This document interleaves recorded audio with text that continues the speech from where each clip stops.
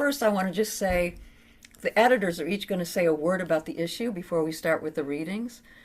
And I just want to say that, like the journal itself, which emerged from darkness, from feeling desperate, like speaking personally about the conditions of existence, if not personally for me, what I was witnessing, the conditions of existence were for beings that I care deeply about, and maybe especially non-human beings.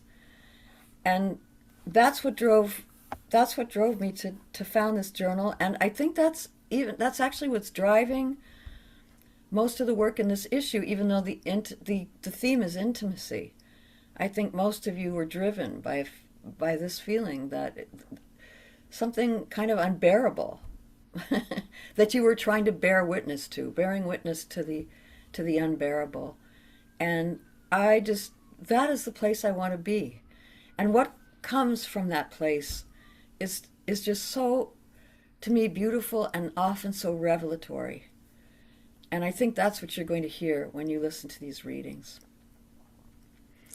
So that's what I have to say about this issue. And it was so exciting to pull it together. And we did wonderful work as an editorial team. And I'd like Sharon to say something next. Sure. Thanks, Lisa. This was my first issue as an editor in Dark Matter, but I've been published in Dark Matter before, and I've known Lisa and Anne for some time now. And um, I guess what I want to say, it's a pretty much a repeat of what you said, Lisa, is that what's exciting for me as I'm a fiction writer and nonfiction, and I teach these things and edit and have for a long time. And uh, it's so unusual to find writing that is speaking from the place that this collective is, which is very much kind of on the edge of what seems to be the capacity of writing these days, which is having such a hard time decentering the human, or rather just um, inviting in the broader community of kin in this world into our writing, into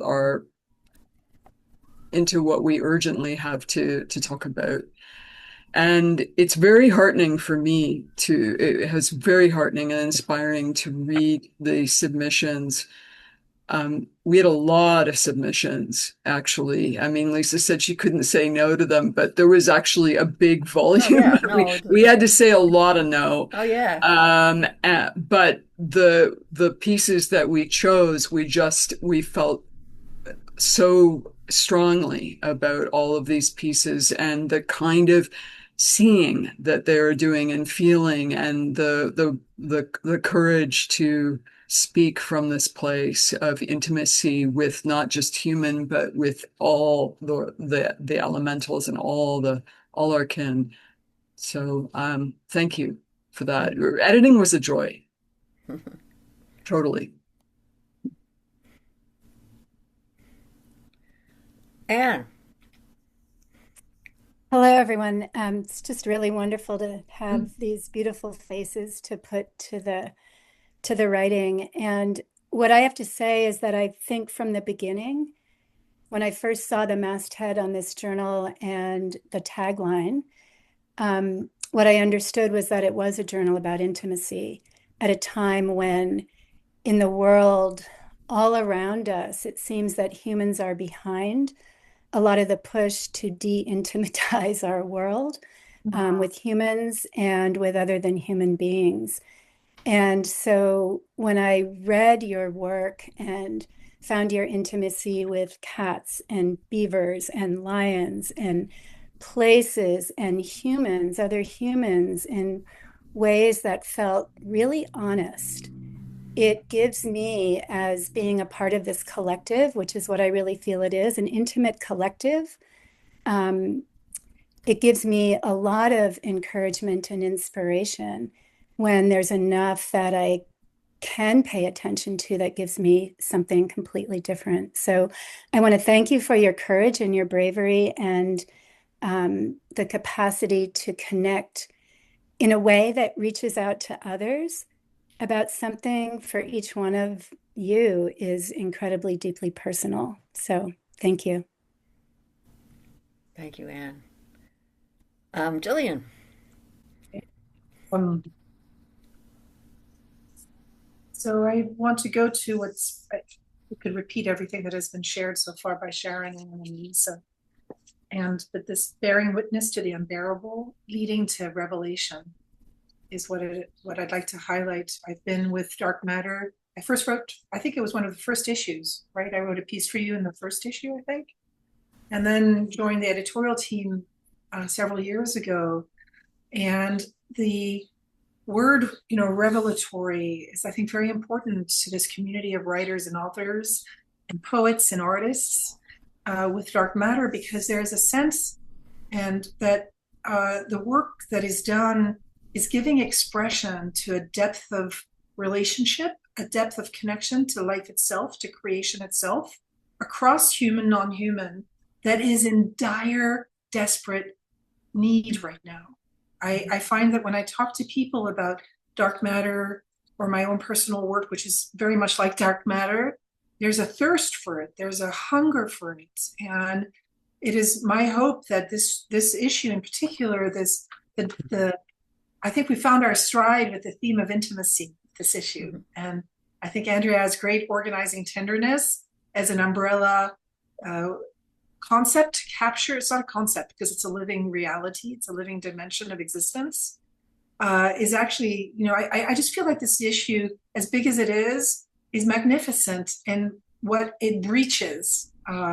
It's really opening up this next dimension of expression, of having, as Anne said, the courage to speak truths of relationship and of connection that the world at large is actually trying to dismember and break apart. So I feel like Dark Matter we completed 10 years of exploration, and now we're heading for another phase of it. And it's so exciting because I envision that we will reach more and more people, that this will travel. And I just want to thank every author for bringing that unique prism in the mosaic, I pronounce the word, of this shift that Dark Matter is experiencing right now. Thank you. It's an honor and a privilege to be a part of this community and this team and Lisa's vision. Yeah. Thank you. Yeah, and what you said I wanted to quote this from what Andrea said in our conversation. This feels like a threshold issue, and I can't think of a darker time for it to come out. There you go. Yeah. I knew I got this from somewhere. Andrea, thank you. So yeah, let's move on to the actual work itself. I'm really excited to hear you all read. And as you know, you each have 5 minutes, and I encourage you to say whatever you feel like saying in addition to reading from your work. Or not, it's up to you. So Jaspreet, you're on first. So I was reading Elie Wiesel's Night, when I really thought of so many things, how people have suffered, endured so many inconceivable brutalities. And I'm just talking about people all over the world, not just in the Jewish context. And it gave me a lot of hope, because he has worked a lot. He's a humanitarian, and he has worked so much for communities across the world. So I was just wondering that if I placed myself in a scenario like that in a camp, and what would I say to myself? I would say, do not say night, do not say nacht. There is going to be daylight, there's going to be hope. So that's what drove me to write this poem. And I am really grateful to you for giving it an opportunity to be here amongst all of you, and with people with heart and soul who could actually relate to what I had written. And what you spoke about it, in the last meeting that you all had, and I was not there. I think that was very inspiring for me, especially when I come from, across the world, from another continent entirely. So it was really inspiring and intellectually stimulating for me. Do not say in the night. Do not say in the night the darkness is empty. The serpentine tunnels remember. Granite remembers. The ashen haze. Even the grey ash remembers the brutalist flame. The embers, exiled from a blazing sun, lie scattered like red poppies across stone graves, refusing silence, refusing erasure. Do not say in the night that the whispers died behind Stackeldraht. Barbed wire is only Christ's horn. It cannot imprison breath. I hear the roaring wind that once carried the parables upward, thin as smoke, fierce as testimony. Shoah is not a word that finishes when spoken. It smolders as it dissolves in grief. It circles back. It seeps into the skin. It slides from beneath doorways and spreads its tentacles from the floor to the ceiling. There is no escape. I walk through corridors of soot, my palms blackened with cinders, counting them like broken mitzvot. Here, the flesh is a holy parchment. Fire is a ruthless cry. Somewhere, a voice said, Shema Israel, not loudly, but with the stubborn intimacy of forgotten songs in the marrow. Prayer did not rise like thunder, but like a flaming tongue. It rose like heat, and in the language of pain, it became invisible, undeniable. Do not say in the night that God was absent. Absence has a temperature. I felt it in the granite, cold as exile, yet beneath it, something pulsed. Not the tyranny of a sun, not spectacle, a hidden ore, folded into the ribcage of ruin. Waro? The air asked, sharp as a steel blade. Why the smoke? Why the numbers pressed into skin? Silence answered first, then a whisper, almost ashamed of its tenderness. Honey Imcha, I'm with you. Not rescue, not miracle, just hope cupped inside catastrophe. Do not say in the night that the covenant burned to cinders. Between ember and ash, there survives a secret, a nitzotz, a spark that refuses annihilation. Even in Kurban, something binds itself again to heaven, barefoot, scorched, trembling. Darkness and light braided themselves together, nakt and licht, like fringes at the edge of a torn garment. The scream and the song, the smoke and the star. Intimacy is not always warmth. Sometimes it is a refusal to let go while burning. So do not say in the night that there is only night. There is a prayer beneath the scream. There is light beneath the granite. Thank you. The line that I was going to say if you didn't, but you did. Intimacy is not always warmth. Sometimes it is the refusal to let go while burning. So we'll just let that line resonate because I think it applies to so much in this issue. The act of bearing witness. And then I just want to repeat why the smoke, why the numbers pressed into skin. Silence answered first, then a whisper, almost ashamed of its tenderness. Ani Imcha, I am with you.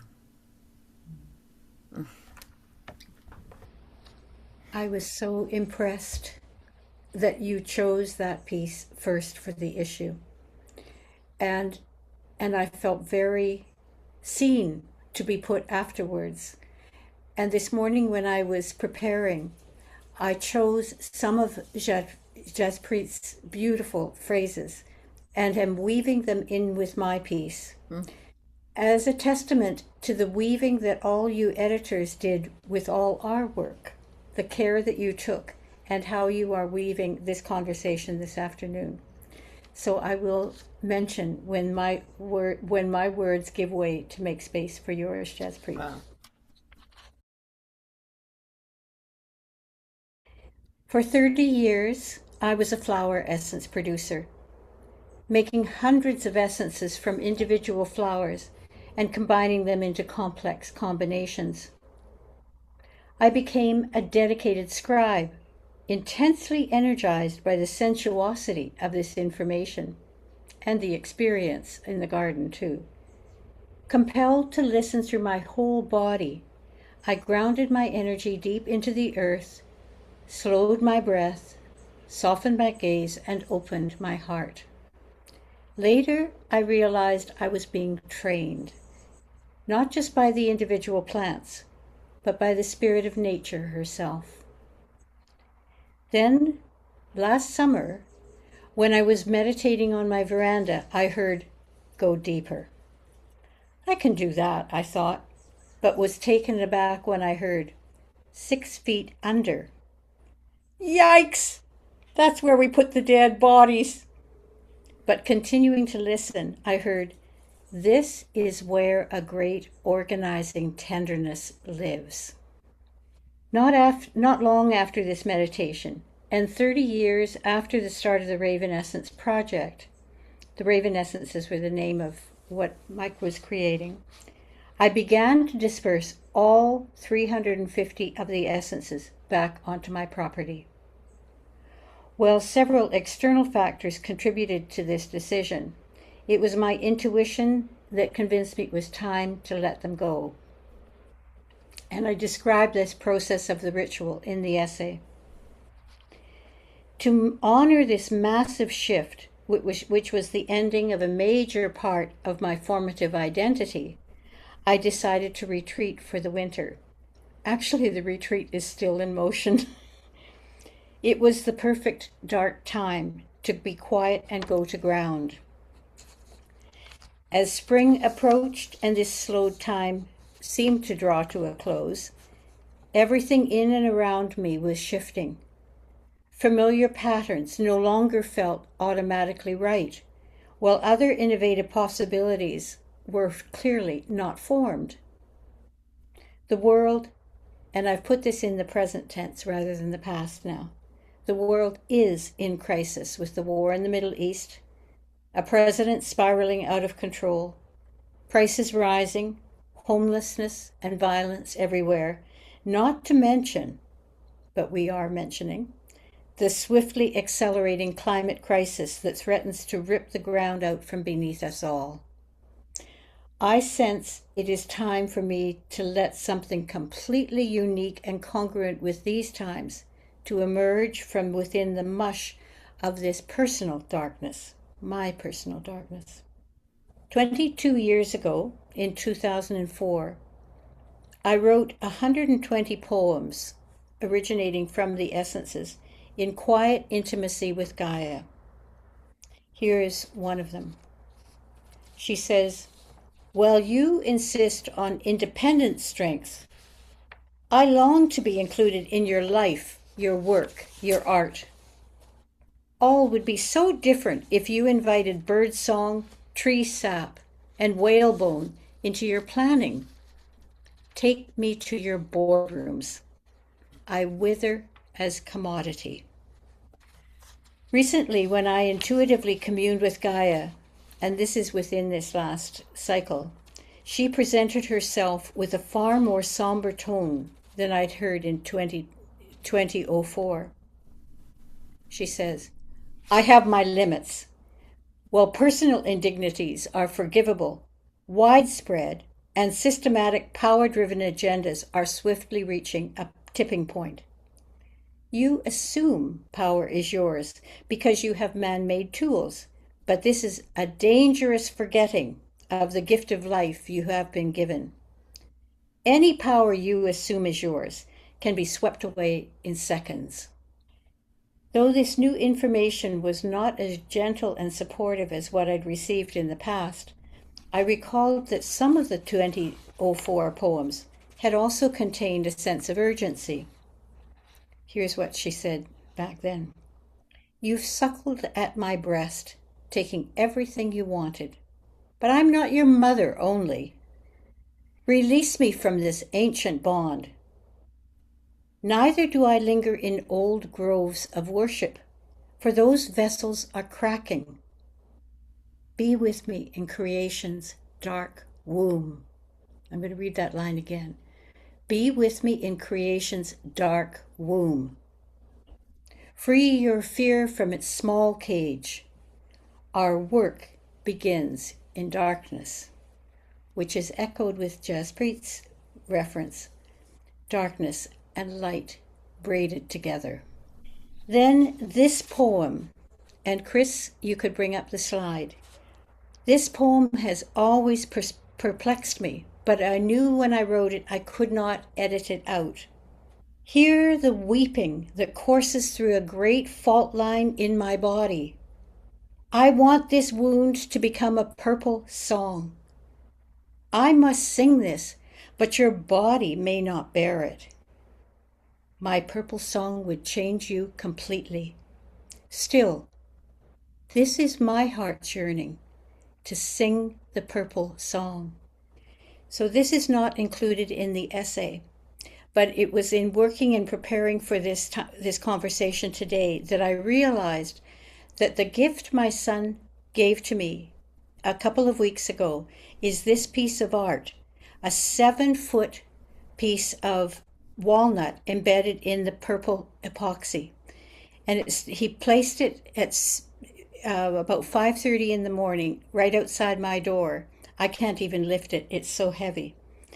This son, his name is Dimitri, is extremely sensitive and artistic, but he's struggled his whole life with ADHD and addiction. I feel that what he has offered here is a shamanic response from his soul to the poem that I created back in 2004. And it is a sign of the healing that is happening between him and me, where he's not conscious of the purple song, but somehow, through this great organizing tenderness, he has brought this to the fore. So Jaspreet says, the scream and the song. So now I continue to listen, and beneath the surface dramas, Jaspreet also refers to the spark that refuses annihilation. And it's in these days that the pulsing information that I'm listening for is in the green aliveness, not the flowers anymore, but the green aliveness that guides and informs me. I live in a bowl of cedars and fir and pine and birch. All this greenness around is what is drawing me deeper into the great organizing tenderness. And when I listen in the silence here, I do feel Gaia's green heart beating right in sync with my own. So thank you. Gaia's heart, the darkness and the light. Wow. This just feels like one continuous song. Purple song. Our next reader is Margot. Thank you for having me be with you. I've been feeling this to be a very lonely time in many ways. And when I say that aloud to the few people who I do say it to, I keep hearing myself say, we need to hold on to one another more than ever, ever, ever before. And so being with you is a way for me of holding myself with you. Shadow. Only dying hates hate. Only hate's own American death throes. If love was watching, and surely in the breast of the passing wing, it might have. It saw the woman, man, mother, father, child of a country, keening, kneeling for surely love, surely it will blind death tomorrow. Touch me. You want a savior, you say. Your mouth opens slowly. Do you want me to pray? I try to pray, though the inside of my mouth fills with bees. What hands do you have to heal the cruelty that is in your time? I open my small hands. Hold me, you offer, under a black sky. And one by one, the stars, all the stars go out. There will be no more stars, I hear, ever. I am gathering stones. Their voices are the screech of dying birds. Does a branch cry when it falls backward? I am still gathering stones. The wars have not ended, and more have begun. And there is your shadow before I meet your eyes. I meet you at the shoreline, gaping at the horizon, knowing soon there are no more stars. White veils grow from my shoulders, wrap me. I become all the night and not dying wings, a not torn winged girl. And now I too am a stone, no feet, no hands, a stone with a mouth. You let me hold you all night, a child, a lover, a man, a woman, an only friend. You let me touch you, and you cast a shadow. I am listening to a stone, a very, very large stone. I hear my own voice coming from you. A starling falls suddenly, dying in flight. How much does its shadow weigh? And this image is titled, If I Open Me Up, I'd Find Landscape. If I opened me up, I'd find landscapes. Okay, let's go back to everyone. And these actually are the first three pieces in the issue, and they're all in a section called Shadow. And those are the only pieces that we'll have today from Shadow. So I guess it's obvious why they're all under Shadow. Does anyone want to say anything about what you just heard? Any one piece or the three of them together? I would just like to say that I enjoyed reading these on the page when they came in for us to look at, but hearing the poets read them, that makes such a difference. So yeah, thank you all. This was great. Yeah, Jillian. Yeah, I want to just say that it moves me very deeply to read, to be able to hold both the light and the dark, as Andrea was inviting us to do, and Jaspreet wrote too. That just the you know, there, even Mother Earth says, you know, you think you have power, but you don't, right? The power that you believe you have is actually a gift that has been given to you, a gift of life, and it can be taken away just like that. To me, it all speaks to the very delicate covenant between us human beings and all of creation's life. And I feel like each of these pieces going into the shadow emerge with that spark that what's not imprisoned by the times that we're in. And I'm very grateful for that. This is a tiny detail because everything that has been said is what I was also feeling. But in Jaspreet's poem, where she speaks Nacht and Licht, even in the sound of night and or darkness and light, we are in the same impossible and inexhaustible place that is the same root. It's quite beautiful, and that's what I felt was being spoken, and the way it was spoken. Your voice is so reaching and caring and letting space and pause and breath dwell with us. Just beautiful. Thank you, Laura. Thank you so much. I think the inner landscape has opened for all of us through this issue.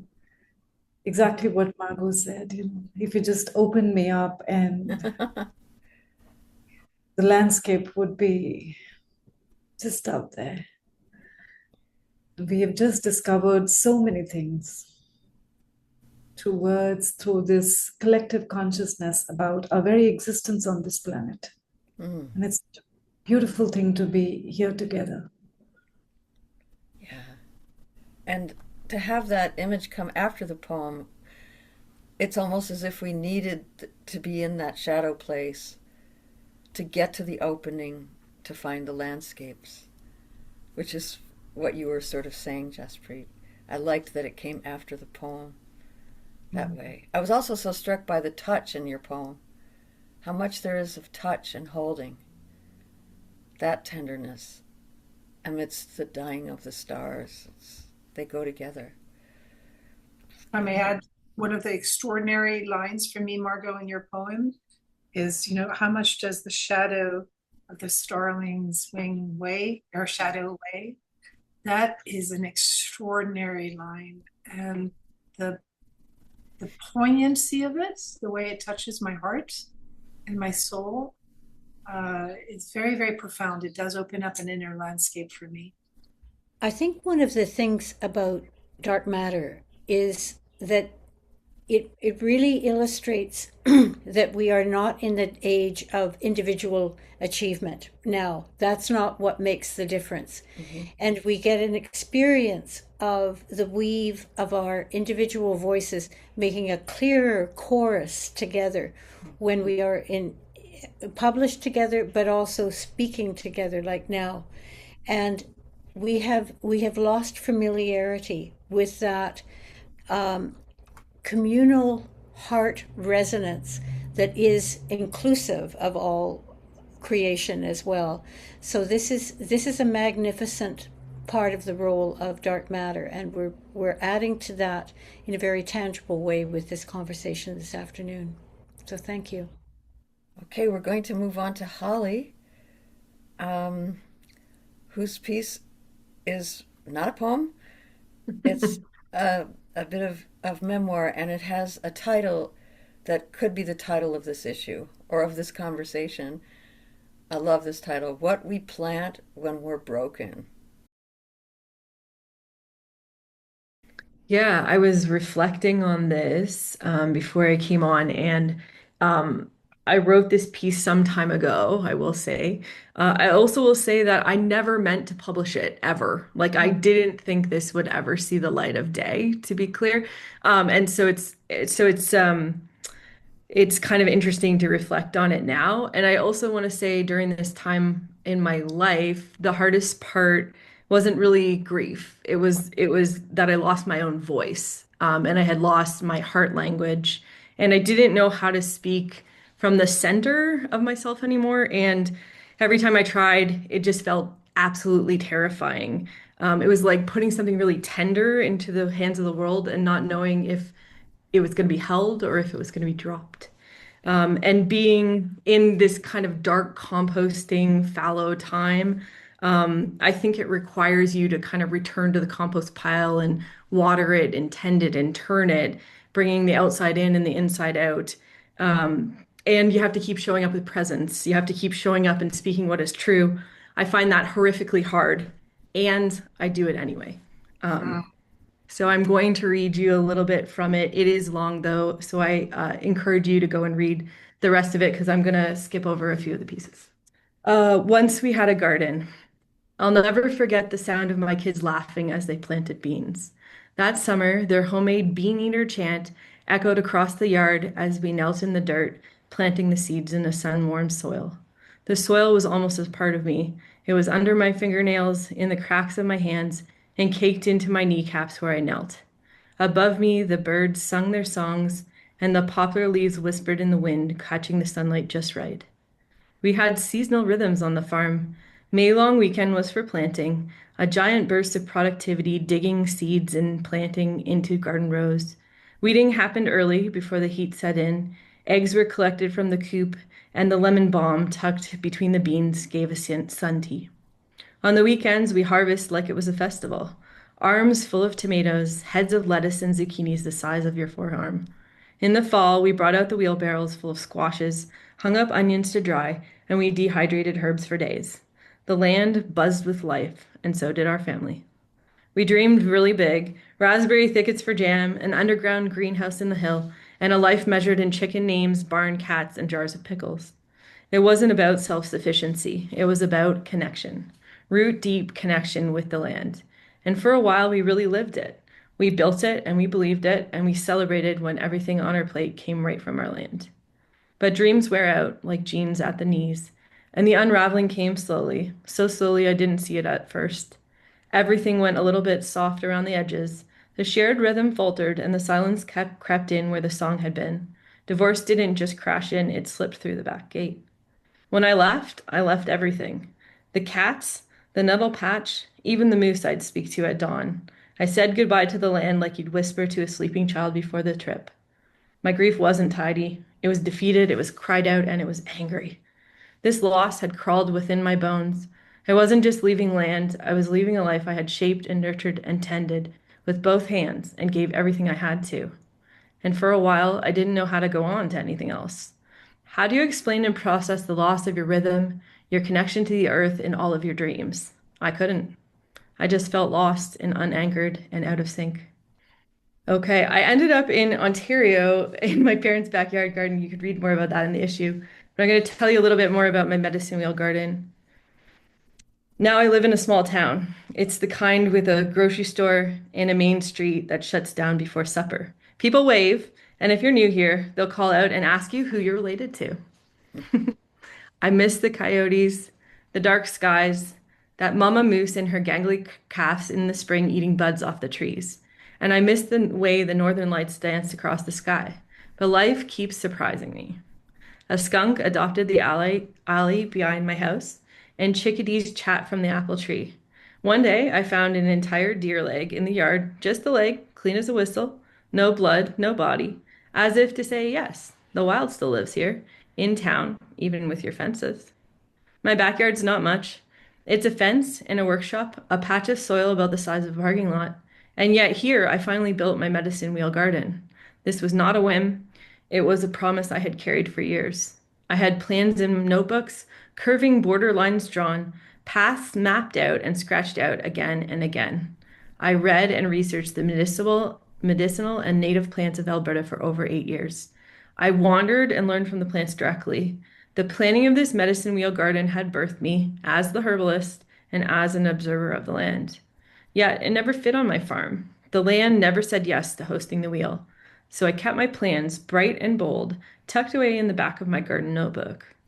So you can imagine my surprise in my small backyard when my mom took it upon herself to measure. She measured with her feet, laughed, and said, "It's the perfect size for your wheel." And she was right. It was exactly the size I had designed many years before. My parents and I dug the medicine wheel garden together, and when they left, I sat in the circle and cried. 4 months. I barely planted anything. A bit of calendula. I pulled a weed now and again, and it was a circle of grief, not productivity. I didn't know yet what this space would become. I just knew I needed it. And sometimes the seed is grief, and the garden certainly doesn't mind. What I've come to understand that belonging to the land isn't always something you inherit. It isn't guaranteed by property deeds or family trees. Sometimes you choose the land, and sometimes the land can choose you. I don't own acres anymore. I don't have a barn or a greenhouse, and there's not even space for a proper clothesline. But I still grow things. I still tend to my kids, now a tween and a teenager, and to the plants. The medicine wheel is slowly filling in with what thrives here. Wild mint, prairie chives, fireweed, northern bedstraw, yarrow, and more. The soil isn't rich, but it's forgiving. And I mulch with what I can gather. I amend slowly. I listen closely. Each plant added to the wheel has a story, a reason, and a medicine to share. There's something holy about tending a garden you know you might not keep. It changes how you care for it. There's no mastery, no conquering, only relationship. I water when I remember. I sing when I feel like it. I let the dandelion fill in the empty spaces and thank it for its generosity. The medicine wheel has become a living altar, a place I return to again and again, not just to plant, but to breathe, to cry, and to ask. To sit in stillness with something that feels holy. I kneel without needing to pray, yet the prayers come anyway. Out of this garden, new growth has come, not just in plant, but also in people. I started a community herb club to share the plants I walk with and the stories they've given me, and this spring 20 people signed up. I was stunned. Turns out people are hungry for connection, for wildness, and for the language of plants. The meadowsweet bloomed pink unexpectedly, not the white I had planned on, but it was beautiful all the same. Another lesson in surprise and letting things be what they are. Then a friend invited me on a wild mushroom walk through private land. I joined 2 others and wandered for hours, identifying plants, trading stories, and laughing into the wind. It was the first time since the divorce that someone offered me land without strings attached. Just trust, just shared wonder. These small invitations added up, and slowly I started to feel like I belonged. My medicine wheel is now a tangle of native plants, volunteers, and intentions. I've added a bench where you can sit and reflect, breathe, or do nothing. Out of an old red door I carried through the move, I built an arbor. I didn't think I was up for the woodworking challenge, yet I was, and my kids helped. We built it together. It's not perfect, but it holds. We found a new rhythm. After dinner walks to check on the community garden, our new puppy trotting ahead. We pause at the neighborhood gardens, admire what's growing, and take mental notes. This spring, I planted the beans again. My knees sank into the soft earth, and my hands moved before I could think. No chant this time, just breath and memory. And maybe, just maybe, a faint echo of laughter in the wind, the kind that comes from children on a sunlit farm. And for now, that's enough. Thank you, Holly. Next reader is Susan. I'm going to read a poem that originated exactly a year ago. I was at a wildlife sanctuary called Earthfire in eastern Idaho for a poetry day. And part of what we were to do was to meet the animals that are there and write about them. And just to tell you a little bit about Earthfire, it started with the adoption of a litter of wolf pups that were abandoned, and has grown into this large space with large spaces for the animals too. So animals that have been rescued from fur farms or some other unkind captivity, or some of them have come in injured. All of them are there because they can't be reintroduced into the wild. There's something that prevents that, whether it's an injury or something else. They do get animals that they do reintroduce if they can. So anyway, that's a quick summary of this place. And the poem is about one of the brown bears that live there. They're 2 brothers that they've been there for several years. And they are out in their outdoor space, and there's a big chain link fence to protect them and us. And I just stood up against the fence and thought of this poem. It's called Breathing with Bramble. He saunters toward me with confident ease. Reaching the tall chain link, he turns his massive face to meet mine. I place my hand against the heavy wire, and his smooth, warm tongue tastes my palm. I whisper a hello. He answers with wise eyes. In a world overwhelmed by one species, a world where bears seek refuge in the deepest strongholds of the wild, what is the chance that his tongue, my hand, gently trade these greetings? He learns who I am with great gusts from outsized nostrils, open to reveal intricate chambers leading deep into his brain.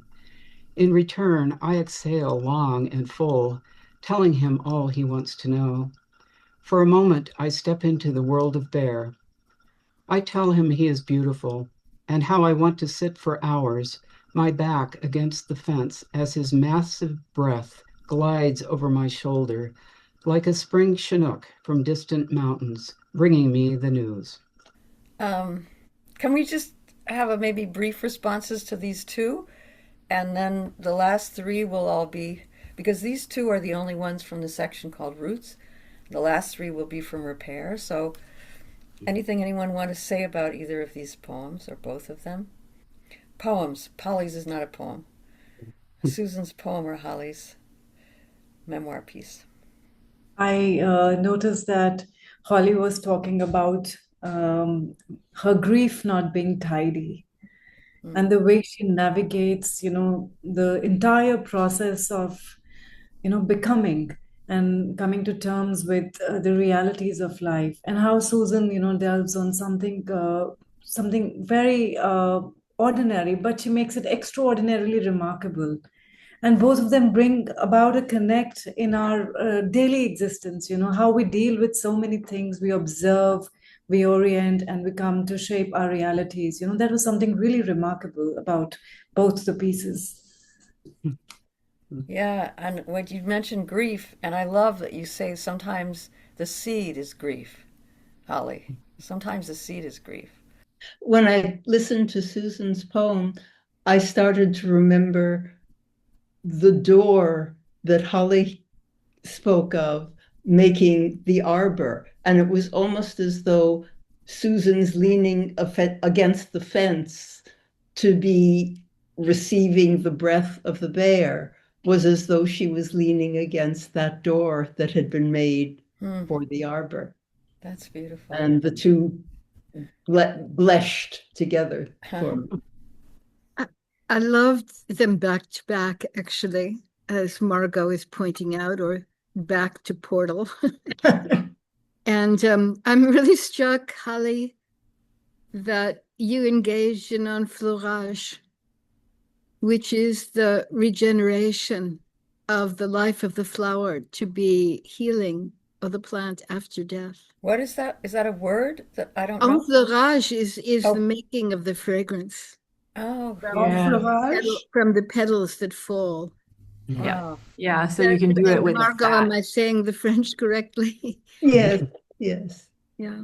I loved the surprise in both of your writing, the surprise of your hand meeting the tongue of the bear, Susan, and the many different surprises, Holly, in your writing, where the door, and also when I had read quite a few of these before, when I read you didn't include this, Holly, you talked about grief being in the hands, and I had noted that line. I love that line too. Yeah, in the original writing, and then the grief in the seed, and then the grief kind of just, I don't know, becomes part of the land. It gets composted, carries on, becomes integrated. And these two poems two readings back to back were just beautifully placed. And Sharon, quite exquisite. Sharon, you kept saying or was it Anne? I can't remember. One of you kept saying that you were struck in Holly's piece by how it's okay. She doesn't make a big deal of losing everything. Was that Anne or Sharon? I can't. Was it Sharon? That was me. Yeah, I thought so. Okay. Yeah, I was just struck by the way that the piece is very raw and honest about the unraveling of an entire life, but there's no bitterness in the Yeah. piece. And the tone is very oriented, it's just the grief. It just sort of stays there, and that's very hard to do as a writer. Like when writing about something that catastrophic, not to pull back into the bitter or analytical, and that was something I was very moved by. Just because I was the editor of that piece, so I've read it many times, and great admiration for it. All right, we're going to move on to the last section of the issue. It's called Repair, and Laura is going to be the first reader.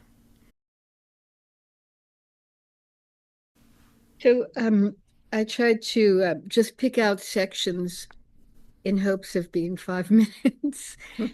But so everything takes place in Romania, actually, where when I was working with Roma women, the whole project sort of morphed into my working with them in a sort of just I don't know, damaged and almost forgotten zoo in the same in the city where they lived on the outskirts in what had been a garbage dump, actually. And I then, for several summers, worked with Roma children under a grant from an organization. And it's called In the Eyes of the Lion. And I wanted to read the wonderful line from Rumi that opened up accidentally one afternoon. Roar, lion of the heart, and tear me open. So day by day, the children transformed play from a game into a magic theater. Occasionally, their Virginia reel grew silent as someone embodied a bear, became a cat, a dove, or took on the mantle of a lion. The profound casualness of their play reminded me of films of the San people of Botswana, the ones we call Bushmen, who not only told stories of lions and humans protecting one another, but of healers becoming lions, of hunters speaking with lions, gaining permission to hunt. A lost knowledge of becoming other arose and vanished with ease. Then I'm speaking about something that happened with the children in the zoo. And Bet is a 25-year-old lion who never lived in the wild, who had 2 mates and 2 cubs, and with 3 other lions in this horrifying cage. Then Bet pressed his shoulder against the inner bars. I had asked the children to be silent, which was not always easy when they passed by, because they could cause so much chaos with the rest of the animals. The walls were separated from a second wall of rusted metal by a thin moat of dirt. A single clump of wilted grass was the only growing life in the dry soil. I often woke up at night during those months frightened by the thought of the zoo being abandoned, fire burning, the animals unable to escape. A sound of howling and screaming might remind those in the city of Bahush of the war that had destroyed 3/4 of their homes barely a generation before. Would they remember the animals and open the cages? Bet's eyes remained looking into my eyes. He had my full attention. All the while holding my gaze, Bet extended an enormous paw through the first bar. He scraped the few blades of grass with his paw.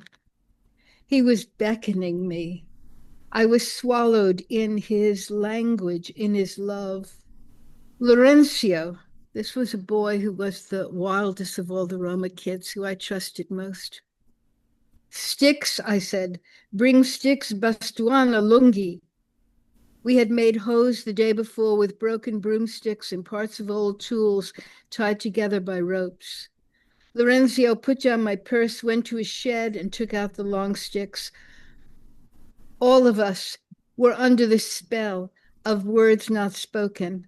The children gathered hanging green vines that dangled from trees beyond the cages. They moved in slow motion. Others pulled supple lumps of hay and pressed it between the metal fingers of our makeshift hose. Lorenzio handed me a tall, armless straw man, a religious icon. I leaned close to the outer bars and extended the stick toward the top of the cage. Beth stood up, larger than expected. His body stretched from the concrete floor to the top of the bars. He opened his paw and pulled hay and green vines into the cage. My eyes never left his eyes. We remained in a waking dream. I was lion. He became woman. Caringly, he washed his face with grass. Beth sniffed the hay. I felt palpable pleasure. The female lions stood up, stretched their lithe bodies to the bars as the children held out more hay, with cascading vines falling like tangled hair. The lions sniffed. They pulled the vines into the cage. They covered their faces with grass and began to make a chuffing sound. No sound was made by the children. With utter grace, they were initiates in a sacred ritual. They carried grass and hay to the cage, refilling the sticks, making offerings. Bet looked at me and with a gentle nod moved his eyes away. He and his family spread the hay and vines over the concrete floor. They lay down, rolled over like kittens, and purred loudly, adorning themselves in hay and grass. The two cubs pounced on the hay and rolled into their mother's arms. Lorenzio put his hand in mine. I wept. I thought how little it takes to find joy. I could not stop coming back to Buhush. It took 7 years with help from animal activists, the European Zoo Association, donors, the vet from Four Paws who had saved lions and elephants in Afghanistan, and the vice mayor who now homed 4 of the street dogs that were caged to find homes. So during those years, the lions were taken to South Africa. But Bet died before he could ever know green grass under his feet. Late one afternoon, I received a call from South Africa that one of Bet's grandsons had unexpectedly died. He died on a full moon night, the director said. The lions in the sanctuary gathered, and those lions living outside in the bush outside the sanctuary howled hour after hour. The cub's brother, who was 3 years old, mourned for weeks. Kindly, the sanctuary keeper introduced him to a mate, and he had children of his own. Many years have passed, and the eyes of Bet look out from my eyes. If I am very quiet, I can hear the deep-throated purr of lion in my body. They instructed me. They gave me courage. They showed me how to bring them home. Thank you, Laura. Thank you, Bet. Just saying that I needed to take a minute after Laura, just because I can feel so strongly the purr in the cells of her body and the way that it gave you courage. And that same experience I had with my cats, Artemis and Melchizedek. Like you, like Laura, I'm hoping this is 5 minutes. My kittens, Artemis and Melchizedek, named themselves. Artemis, the first time I looked into his brilliant green cat eyes. So in Melchizedek, a few weeks later, when I picked up the 2-month-old brothers to bring them home, jokingly, I asked the little black ball of fur in my arms what he wanted to be called since his brother had been so clear. The ludicrous name Melchizedek resounded in my psyche, spelled in black and deep red letters in my mind's eye. I obliged, sensing already these 2 kittens were not ordinary kittens. They had in fact announced themselves in a flash vision months before. Walking through my living room, I had been startled by two ghost kittens running past me, one gray, the other black, chasing each other at full speed into the kitchen. I recognized the pair immediately on Facebook with a full body shiver. In the picture, they laid entwined like lovers. And so what happened is, let's see, they were sick. They had FIP. When Melchizedek first showed signs of the FIP illness that would kill them both over the next 4 months, an out-of-the-blue 24-hour flu and lethargy, Artemis cuddled his brother in his arms throughout the night like a child. I found them in the middle of the night exactly as I'd left them before going to bed, and the next morning, the day of our vet appointment, Melchizedek was his normal self again, and off they went being the Beastie Boys. They were so vibrant and full of energy. I thought, wow, sweet Artemis just lived up to his goddess name. And her name, I think we all know, is the goddess of the hunt, wild animals, nature, vegetation, a virgin goddess who protects the young and the pure, and also pregnant woman, new life, young life.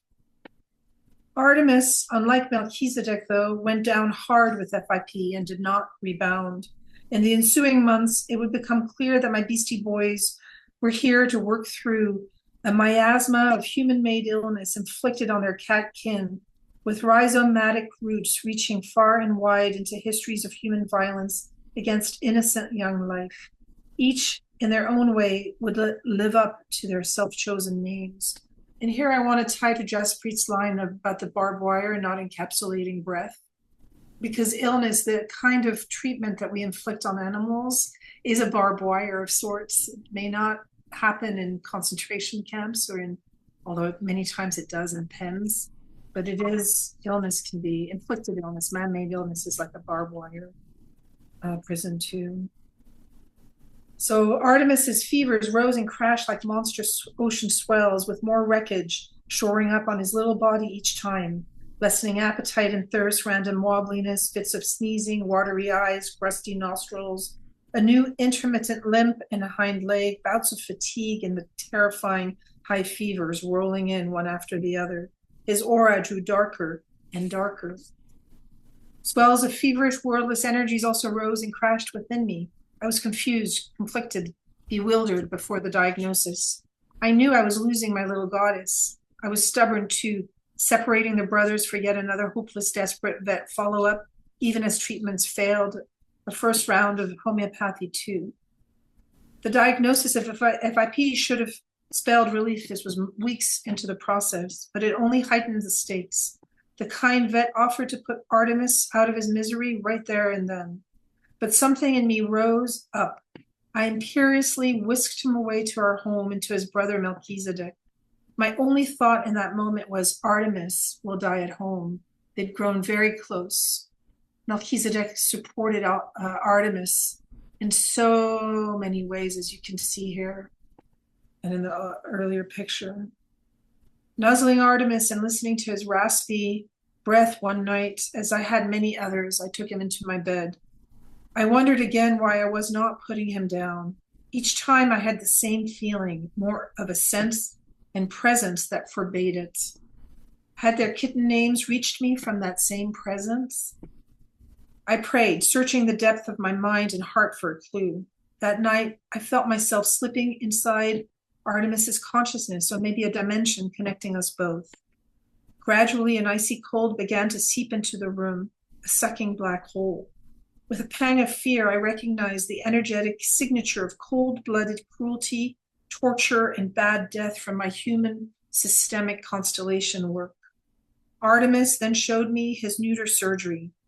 The two brothers, anesthetized and limp side by side on the cold steel table, with other carriers with cats lined up next to it, the production line of neuter day.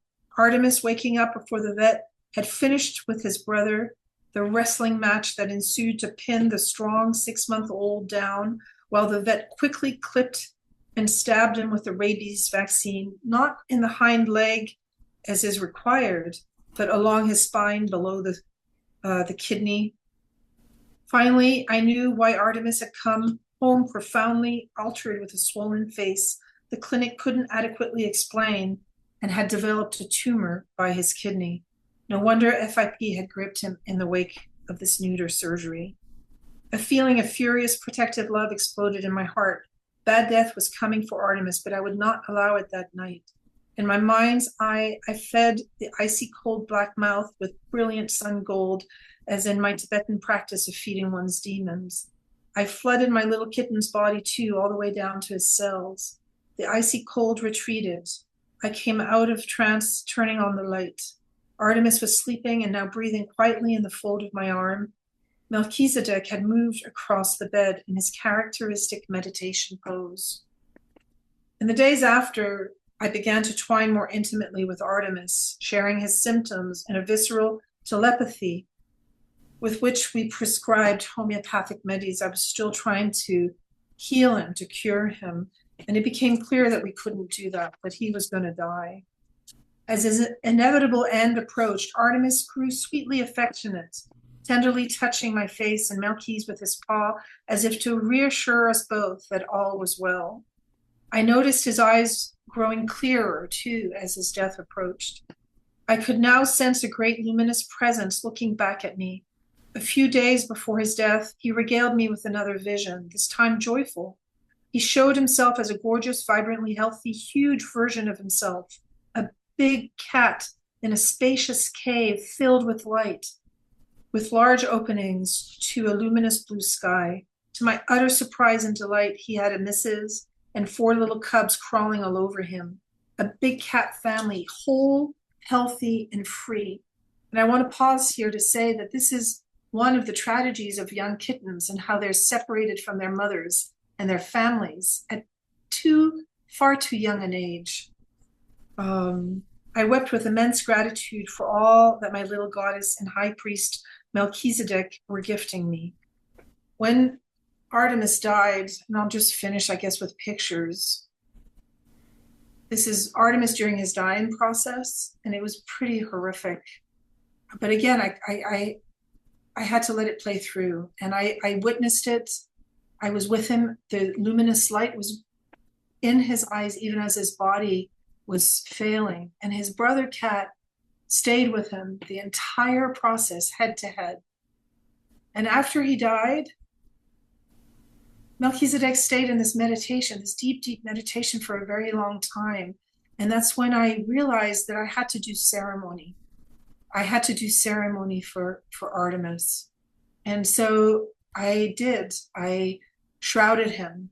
I don't know if you can see this, but I shrouded him with flowers and his favorite foods. I sort of did like an Egyptian burial. I brought all the things that I knew this cat loved, and these white roses I was shown to lay on him. And the card I pulled from my Mother Earth warrior deck was actually the precious and the rare. And what unfolded in the next day, the next morning during the ritual, was extraordinary.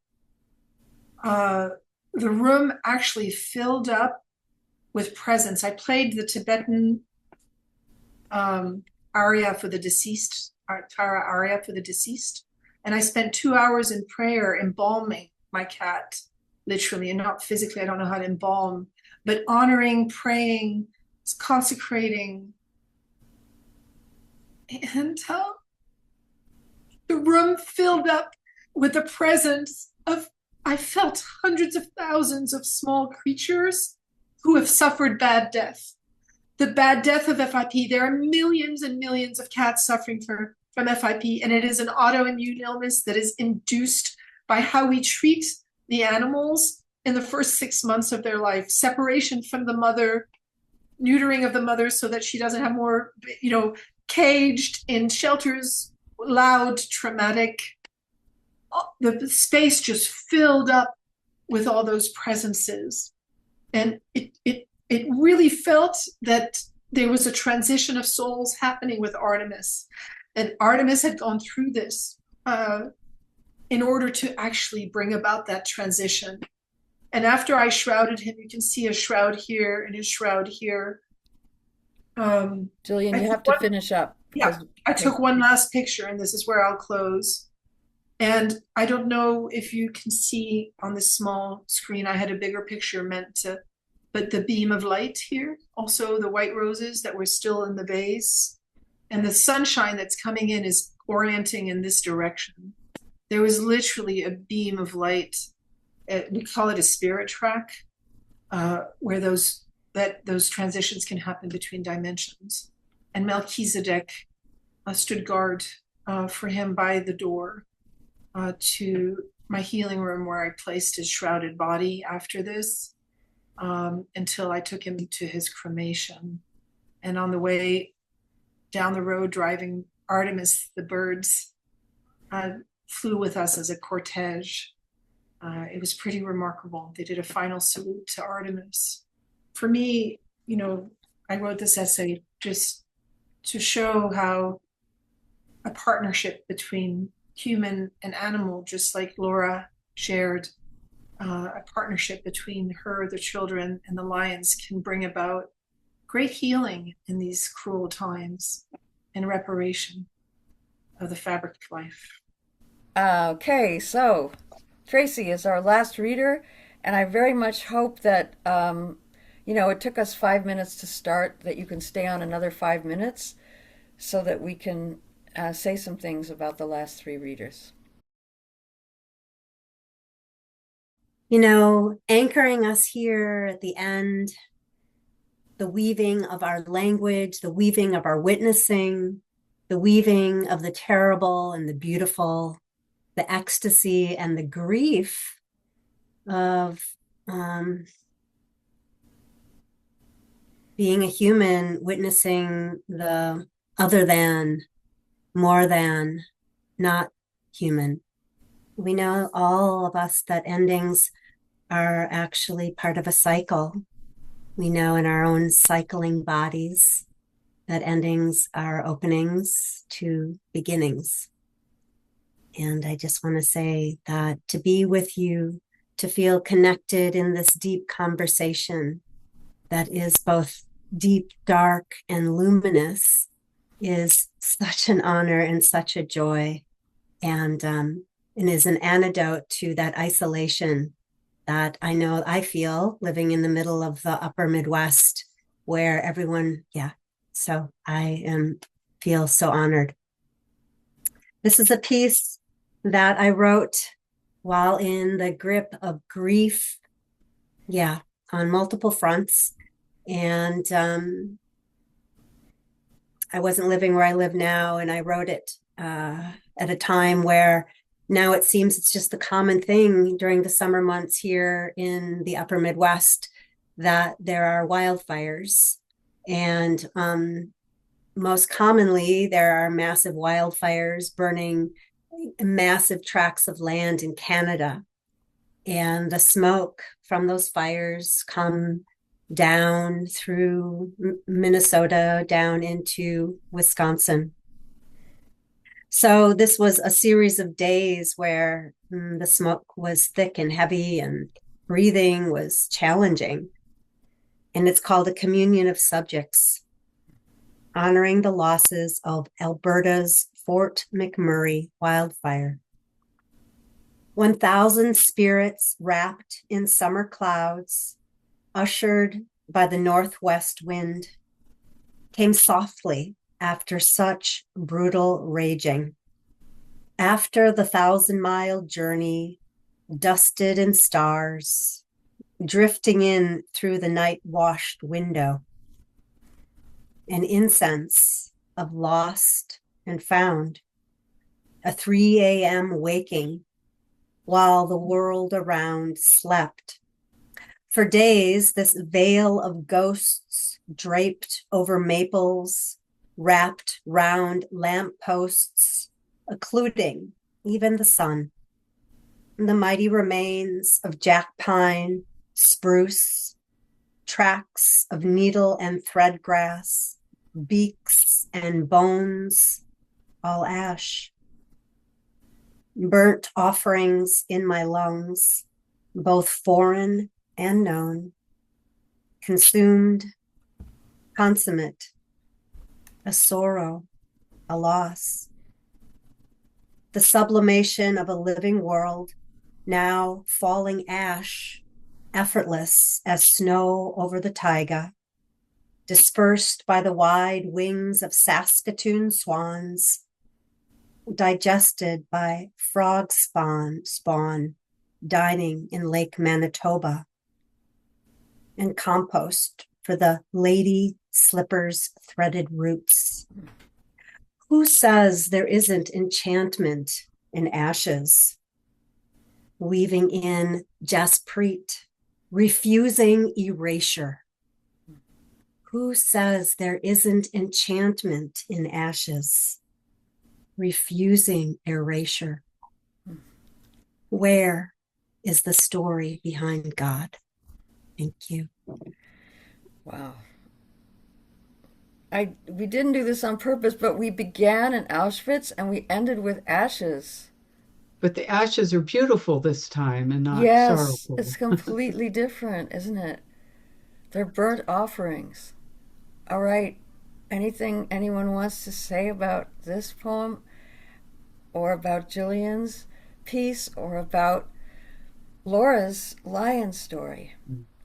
I think the one of Laura's, when I read it, is the one that really gave me so much empathy for those poor lions that were just thrilled to have a paw full of straw, and how deprived so many zoo animals have been for so long. Although the zoos are getting better in some places, but still, it really struck me. I've been thinking a lot about Andrea's comment, and if I get this wrong, Andrea, please correct me, but there was something in your piece about a new paradigm and the shift away from, in a sense, looking at the earth only as mother. And what I saw in your pouring your essences back was kind of stepping into that role. And I feel like in every piece that's been read today, from the ashes that Jaspreet began with, that have life in them, that have light, that were, that did mean something beyond themselves. We're still evoking them, to the pieces that are about partnering with the earth in a not only a regenerative cycle for the earth, but for humans, and it's all inseparable. And so when Laura looks into the eyes of the lion and the children reach through the cage and feed, or Jillian notices the light coming as the world makes sense of yet another death, I feel like a new paradigm is really where our writing is leading us, or where our insights are leading us to really understand our role as collaborator, co-creator, and actually co-mother. Like every one of these pieces to me has the impetus of the Earth Mother coming through not only humans, but also animal friends, or stones even, Margot. Like that, it comes down to that. The stone becomes a mirror. So thank you for enlarging my thinking on that. I love that. I love that idea. We are all co-mothers. We're being asked to become co-mothers. I really like thought about being in the fallow, being in the dark and the heat and the rot, of the composting process. I think what I want to say about it is it doesn't pass quickly, for sure not. But I feel like now I would say, like, I feel like something's growing underneath. I think we're becoming different. And also, I think one day we're going to sit down at kitchen tables together with collaborators and find out what it was for. But we don't yet know how it will come together. Yeah, you can say that again. No idea. I want to thank you so much for allowing me to join. This has been so rich, and I am so blessed by hearing your pieces and hearing the passion. And I'm touched with the experience that as above, so below, as within, so without. And there's so much to learn from going within at the same time observing the nature around us. So the idea of thinking about sitting in those tables in the future, to me, mirrors that remembering of where we came from those ancestral roots. So thank you for this beautiful experience today. Thank you for being here, Lori. Thanks so much.